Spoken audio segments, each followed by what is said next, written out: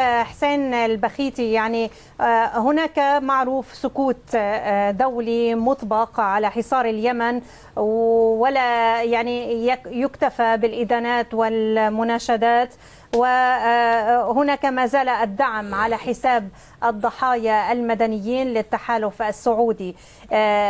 هل هناك خلص استسلمنا بأن للواقع الحاصل حاليا؟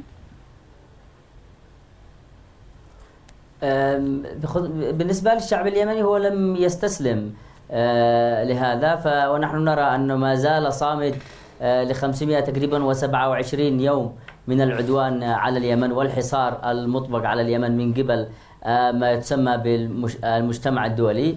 لذلك أعتقد أنه بالتأكيد هناك مآسي وكوارث حلت باليمن من تدمير البنية التحتية بالكامل، لكن هناك أشياء قد نراها أنها جيدة للشعب اليمني من هذا العدوان. على سبيل المثال أن الشعب اليمني الآن المعارك التي تدور تم تجنيد عشرات الآلاف لم يكن مئات الآلاف من المقاتلين اليمنيين الذين لم يتعلموا في المدارس العسكرية أو الجامعات العسكرية، بل أنهم تعلموا القتال داخل الميدان. لذلك نحن الآن أنشأ هذا العدوان جيش جديد. هم كانوا يريدون يقولون حجم وقف التهديد على الحدود السعودية أو على الممرات المائية الدولية. لم يكن هناك أي تهديد من قبل اليمن، لم يتم في تاريخ اليمن إغلاق مضيق باب المندب، حتى أنه الشعب اليمني لا يريد إغلاق مضيق باب المندب، لأن أغلب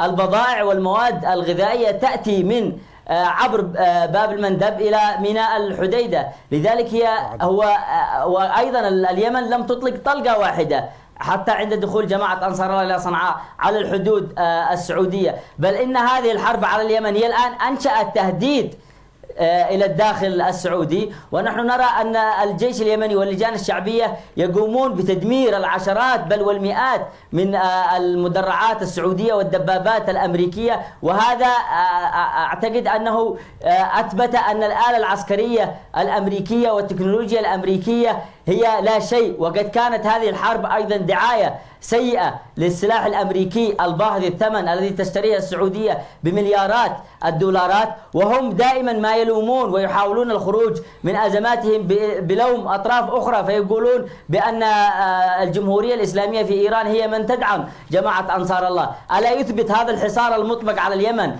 الذي يمنعون دخول حتى الغذاء إليه، ألا يثبت أنه لا علاقة لإيران فيما يدور في اليمن؟ أغلب الأسلحة التي تدمر داخل الحدود السعودية هي تدمر بشيء بسيط. سوف أريكم هذا ما نسميه الولاعة أو القراعة.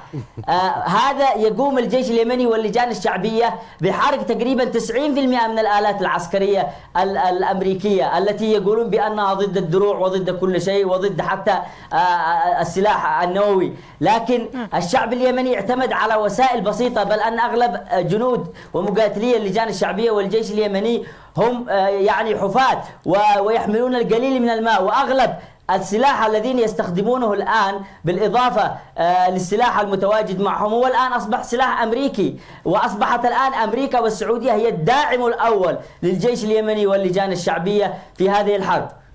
يعني